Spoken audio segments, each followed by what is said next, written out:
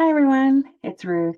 In this video today, we're going to take a look at how to make a collagraph print. Now, I know collagraph is kind of a funny word we may not have heard before, but really what a collagraph is just a fancy word for stamp. And you can see I have a couple examples here. That I made earlier. Now, collagraph was actually kind of coined in the 50s, but it's probably a technique that's been around for many years before then. But it gets its name from call, the Greek word call, which means to glue, and graph, which means to draw. And so it's basically made by gluing or fixing different materials to a plate, inking that up, and pressing it onto paper. So we're basically making this collage of materials on a plate. Right? Now you can use all sorts of materials to create your textured plate. Here we're using foam, so we'll be talking about using that foam today. But like I said, you can use so many different materials. One example I have is hot glue. I use my hot glue gun to draw an image and create a stamp of apples. You can use netting from a bag of oranges. You can use bubble wrap. You can use stencils. A cardboard, the corrugated cardboard. You can use string. Like there's so many different options to create those textures. Again, what we're doing today, what we're going to be talking about today is using the foam. But the possibilities are endless when it comes to creating your textured plate. Now, as I said, these are a couple examples of the collagraphs that I've made earlier. And you can see we can collage together different pieces to create one image. We can do a design. Here I just did stripes. Or you can do just a silhouette of something like I did with this leaf. One of the things to remember, though, is when you're making your collagraph, you have to think in kind of reverse because you're going to be printing that mirror image of whatever's on your plate. So for example, this is my flower. You can see I've printed that mirror image of it. With this leaf, you can see that it's kind of backwards, right? And then with this print here, you can see I did the stripes. So again, the possibilities are endless when it comes to what you can put on these plates. It's very simple materials, just that foam sheet and cardboard. But again, we'll walk through that process today. So let me get these out of the way and let's talk a little bit about supplies. So the first thing we need, as we do every week, is our illustrated instruction. At the top, it'll say Collagraph Stamp Printing. And so that's what we're going to be following along with today. Just like all our illustrated instructions, we have the list of supplies at the top, and then the process is laid out step by step. We're going to be following along. Like I said, we'll follow along with this one today. But if this is something you enjoy, you have the recipe card now and you can repeat that. So go ahead and pull those instructions out. We'll use those and set them aside. The next thing we need, that's pretty important, is going to be our paper. Now in the kit that came out, we'd have a little sketchbook here that's got some really nice smooth paper. When it comes to paper and printing, the smoother the better. The smoother it is, the cleaner the transfer of pigment. So the sketchbook paper is going to be ideal. You can use other paper for sure, like copy paper, construction paper, even fancy drawing paper, printmaking paper even. And you can pull in different items like magazine pages or calendar pages, junk mail. That smoother surface is better for printing. But sometimes it's nice to have that speckled transfer of pigment. So having that rougher page, you won't get as clean a transfer, but you might get an interesting image. So just throwing that out there too. But go ahead and get your paper ready. The next thing we need that will help us make our collagraph is our piece of foam. Now this is just regular craft foam you can get anywhere. The big difference with this one is that it has an adhesive backing. So it's got that white paper. Once we pull that paper off, you'll feel that adhesive and we'll be able to stick it to our plate pretty easily. You can use regular foam that doesn't have the adhesive backing. You just need to have some sort of adhesive to glue it to the plate. Double stick tape is a great option. So is tacky glue or Elmer's glue, Gorilla Glue. They're all great options. I will say though, I use glue stick for a lot of art making, but glue stick is not the best option for gluing our foam to our plate. So any other adhesive is going to be better for that. The only thing you need to keep in mind is that it will take a while for that to dry and actually securely keep that foam on the cardboard. So it's better to get the one with the adhesive backing, but it's okay if you can't find that. There are ways to glue that foam to the cardboard. But go ahead and pull out your adhesive foam. We'll use that to make our design. And while we're talking about designs, we need our plate. So the plate that we're using today is just a piece of cardboard. And I have a piece that I cut from a box. It doesn't have to be fancy. You just want something that's kind of sturdy enough to hold the plate. As I was sharing earlier, with my example, you see my foam is on the plate, but it's nice and thick, so I can hang on to it as I'm making those stamps.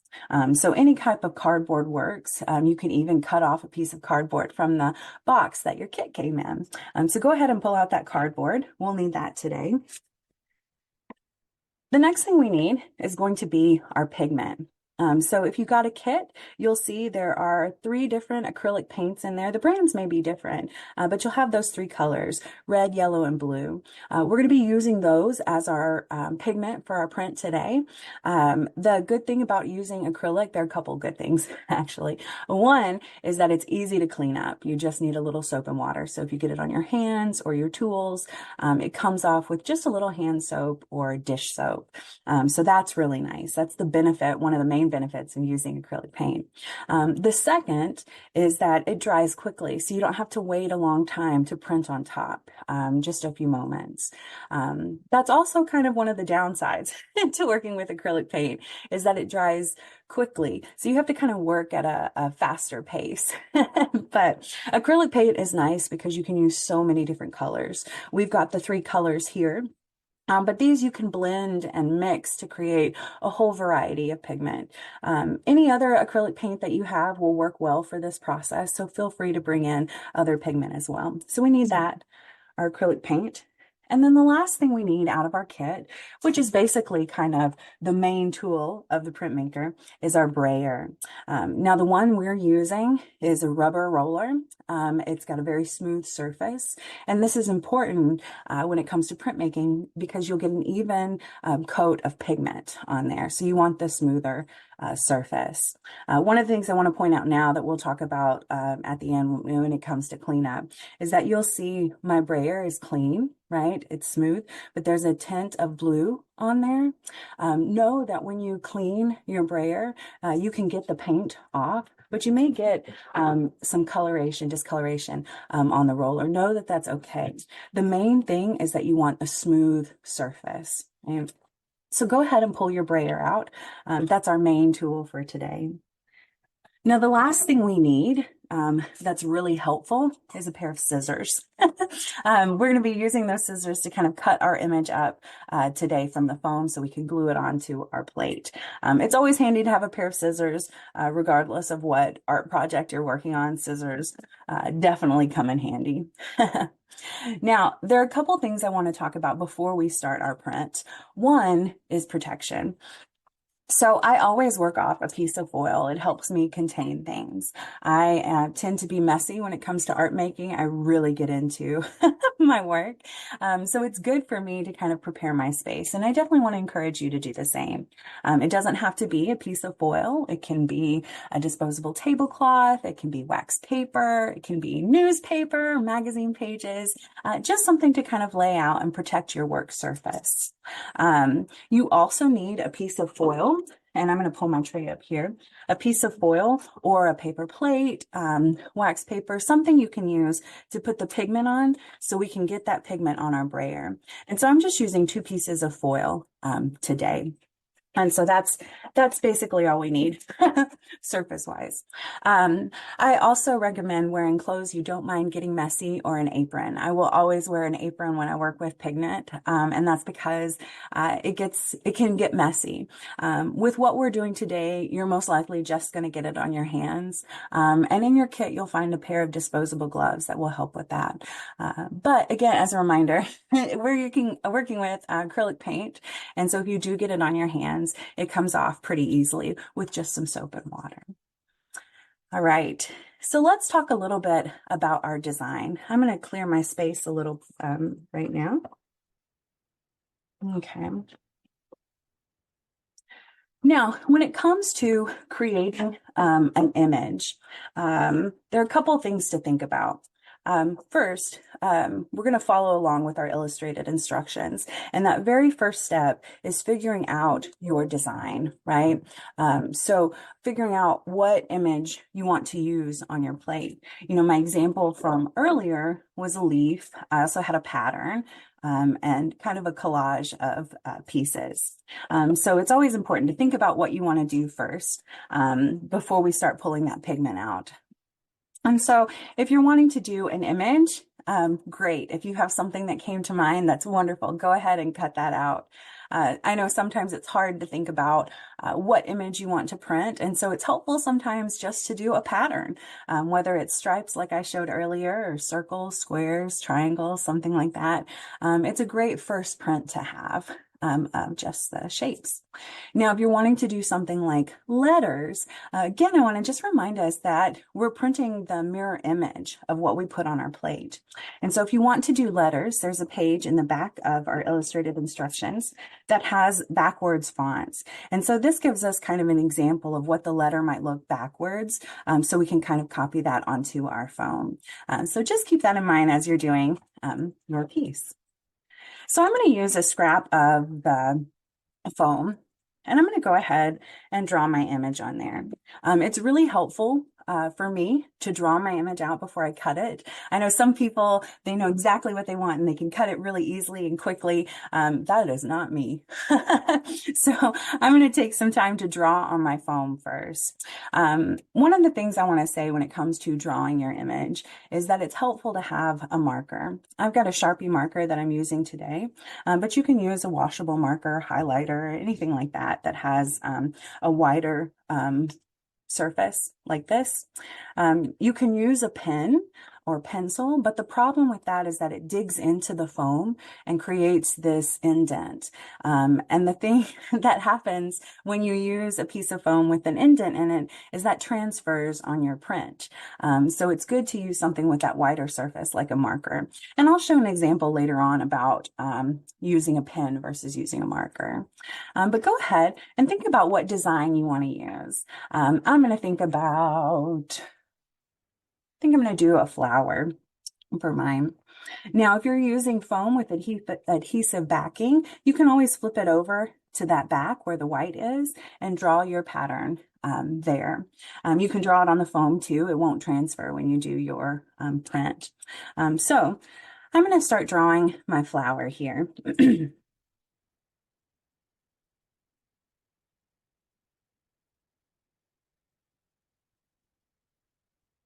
And just kind of draw your shapes out. Know that it doesn't have to be perfect.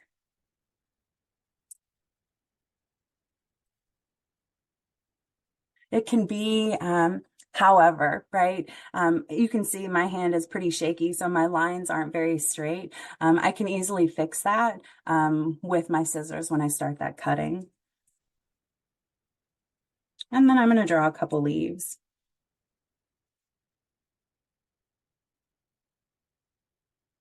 Okay, so right now, excuse me, right now, my image looks like a bunch of like random shapes. In my head, it's going to turn out as a flower. So we'll see. We'll see if I'm successful with that. But once you get your image drawn, your design drawn, go ahead and cut that out. And so I'm just going to kind of start by cutting out some of my shapes. I'm going to start with my leaves here. And so I have one leaf.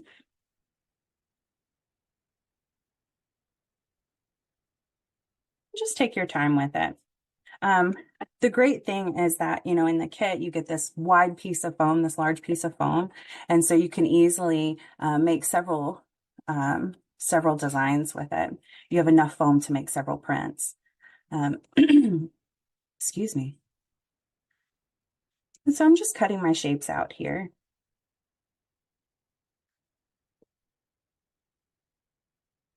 And so take your time with it.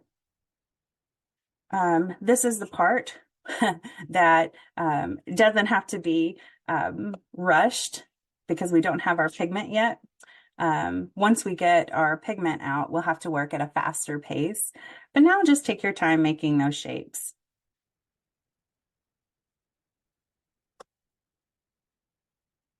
It looks like I'm doing a bunch of little moons.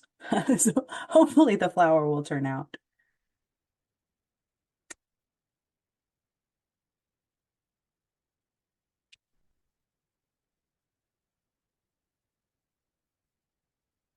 We'll see. Okay. Then I'm going to do my other leaf. And you can see that, excuse me, you can see with my pieces here that I had my drawing. It was a good guide for me to get started. But you can see that I cut it kind of off the line. Know that that's okay. You don't have to follow the lines. Having the guidelines there are really helpful when it comes to cutting. So our next step after we cut our pieces out is to kind of design our plate, right?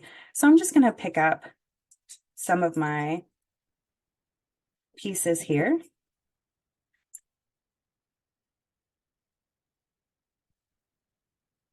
See if I can make a flower.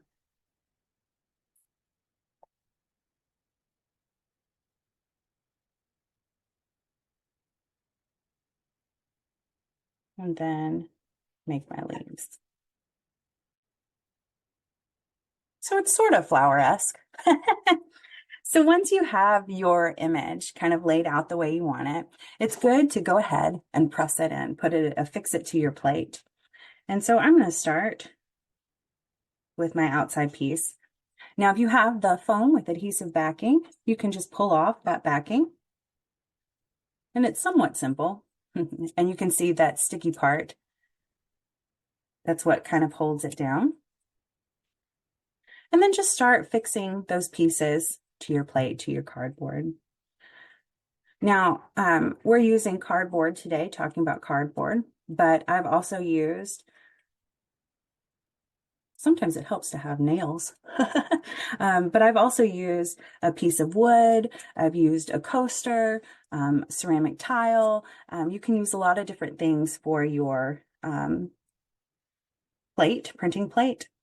Cardboard is the easiest, I think, to get our hands on. So it's a good one to use. The downside is that you can't wash the cardboard, but I'll show some ways to clean it so you can use it again. So just kind of take your time fixing your pieces, collaging your pieces onto your cardboard. And it may take a minute to get all that paper off. Just take your time with it. And you can see my flower here is starting to come together.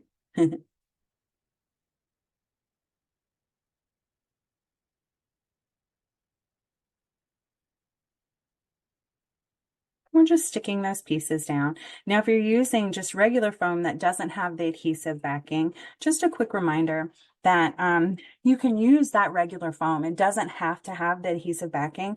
That just makes it a little easier. If you're using regular foam, you can glue it down with different types of adhesives. I've found that double stick tape is probably the best, but you can also use glue. So like an Elmer's glue or a tacky glue, even Gorilla Glue will work. Just as a reminder, the thing that doesn't work as well is going to be the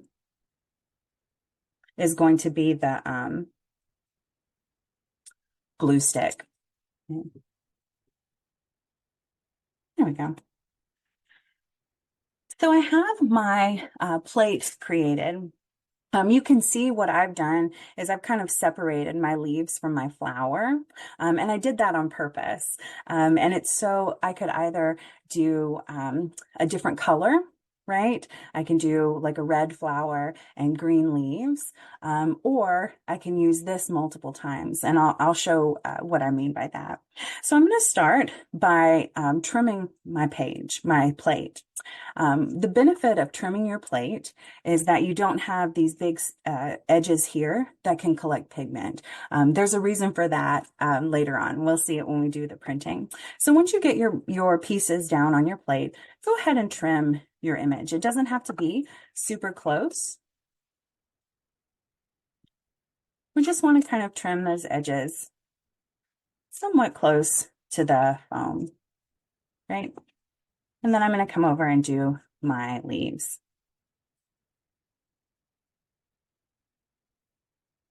And it doesn't have to be perfect. You can see I'm just kind of really quickly, just kind of trimming it close. And so now we see I have my two plates, right? I have my flower and then I have my leaves that I'll be able to add my plate. All right, so let's get ready to do that printing. I'm going to set my scissors aside. Before we start, it's always good to go ahead and lay out your paper. Again, because we're using acrylic paint, it dries quickly. So I'm going to go ahead and pull out a few pages here and set them aside. Now, the process that we're going to be following is laid out on those illustrated instructions. We're going to start by adding some of our paint to that foil or paper plate, disposable plate, and then we're going to take our brayer and roll it across that pigment. The reason for that is we want to make sure we have an even coat of pigment, of paint on our brayer, because we're going to use that brayer to paint our plate. Right? Now you can use a paintbrush. Brush works just as well. The big difference is that with a brayer, you can get a nice even coat. With a paintbrush, sometimes you get those streaks in it and you get different thicknesses of paint. So you can use both. The brayer is probably a little better to use, but either work well. So once we get our plate painted, we get the paint on there, we'll take our plate and press it onto that paper. And then if you're creating a pattern, you can press it multiple times. Or if you're creating a bigger design, you can do that as well. So let's go ahead and add that pigment. I'm going to do blue today because I think that's going to be a little easier to see on camera. So what I'm going to do is just take a little bit of pigment and put it on my plate. Now in the instructions, the illustrated instructions, it talks about doing kind of a blueberry size bit of pigment. The truth is, for this type of printmaking, you want a thin coat. In other printmaking processes, you want a nice thick layer of pigment, but here you want a nice thin, smooth layer. So it's good to start with a smaller amount of pigment. And so I'm just going to take my brayer and rub it across the pigment.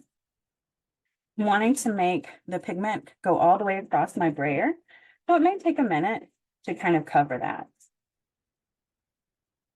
Get those edges, and you can see I've got a nice even coat now. So my next step after I get the paint on my brayer is to roll it across my image here, my print, my stamp, right? And so once I do that, I get a nice even coat. I'll take my Collagraph and press it into my paper. Now you want to press firmly because you want to make sure that each part of that foam touches the paper. Each part of that paint, each area that paint is, you want it to transfer to that paper. And so you want to just press firmly. We're not like forcing it through the table, but we're pressing it firmly on that paper. Right. And once you've pressed it firmly, you can pick it up and you have your print. So what I'm going to do now is go ahead and do my leaves. One of the things that I want to mention when it comes to drawing our design, you know, I talked earlier about using a marker to draw that design. When you do a pen or a pencil, you get an indent in the foam. Now, sometimes that's good. Sometimes that's what you want, right? But I'll show here what it looks like when you put that pen mark on there. So let's say I wanted that center stem or the veins of the leaves on my stamp here. So what I'll do is I'll just take my pen and kind of draw it on there. And so you can see that pen mark is on there. And if you were to touch it, you could feel that indent. So I'm just going to take a pen and kind of do just some vein marks on one side. Make sure I'm pressing it into it. And I'll do that with this other leaf as well. Do that center vein, pressing it in, and then some veins.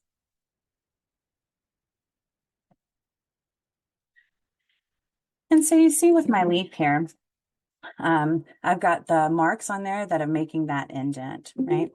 So let's go ahead. I'm going to add some more pigment to my paper here. Put it on my roller. Make sure I get a nice even coat. Right. And then I'm going to take that pigment and just kind of brush it across, roll it across my leaves. Right. And so I'm just going to do a smooth application of that pigment. And then go to my paper.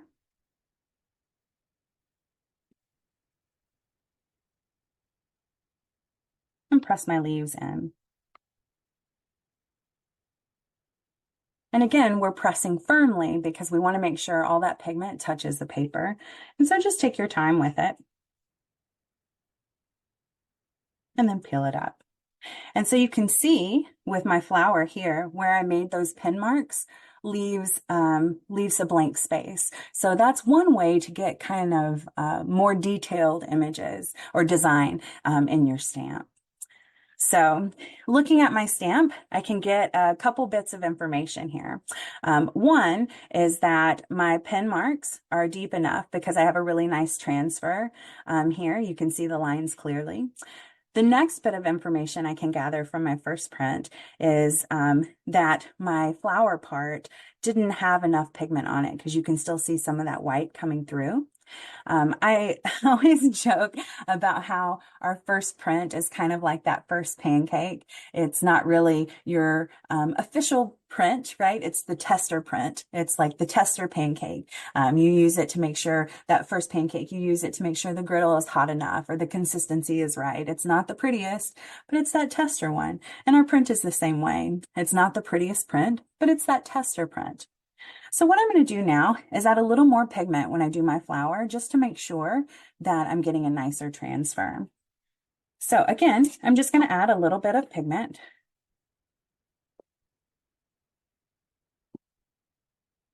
And then with my brayer, just kind of roll it across.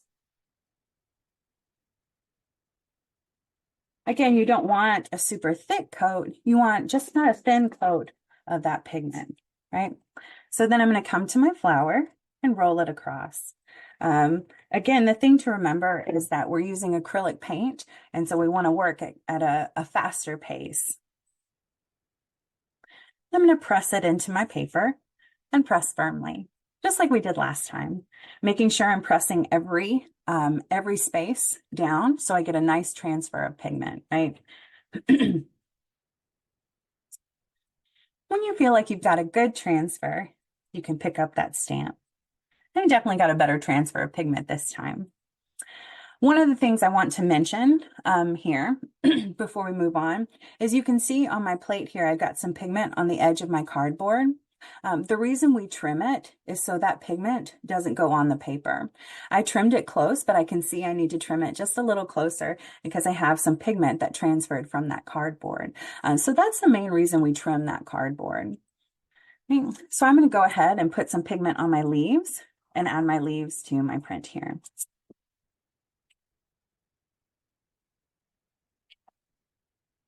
And again, we want that nice thin coat. And I'm just going to roll it across. Okay. Once I get that, I'll bring my paper out and press that in. And again, just press firmly. We want to make sure every part is touching that paper and we get that nice transfer. All right. And so now I have my print. So this is this is a really fun process. That, like I said earlier, the possibilities are endless when it comes to the type of collagraphs you can make. We're using just foam today, but you can use so many other supplies that you have around the house. And I think that's one of the really great things about this type of process is that you can use so many found objects, like found items. It doesn't have to be going to the store and buying certain supplies, right? Special supplies. It can be like cardboard and string, like just that simple, which is really nice. One of the things I want to mention too, while we're talking about prints, are ways to kind of change it up. Maybe acrylic paint isn't something you have, but maybe you have a stamp pad. Stamp pads work really well for these collagraphs also. So I'll show an example. I have a little heart here that I made out of foam and cardboard. And so I'm just going to take my stamp pad and kind of press into that foam. It may take a minute for that foam to be covered with that stamp pigment. Then I'm going to come back over here and press it onto my paper. And you can see that transfer too. So a stamp pad works just as well. You can use so many different supplies for this process for sure. Now, let's talk about cleanup. I mentioned earlier that cleaning up acrylic paint is easy because you just need soap and water. But maybe you're like me and you have a little extra goopy paint on your brayer.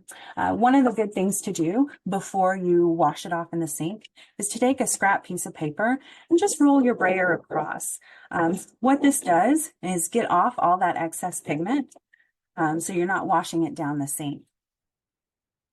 And so now I have I have just a little bit of pigment on my roller and I can use that dish soap or hand soap to wash it. Also, side note, now you have this lovely piece of paper that you can use as a background for maybe art journaling or collaging or scrapbooking or card making. I think a lot of artists and creators are kind of borderline hoarders in that we see something like this and we're like, oh, don't throw that away. You can use it. So I want to encourage you to use those scraps too. It might be a fun background. All right. Well, if any questions come up at any point, feel free to reach out to us at our email, at our contact@mather.com email, or by reaching out to us on our Facebook page. I hope this was a fun process for you. I'm excited to see the results. Happy printing, everyone, and we'll see you soon. Bye.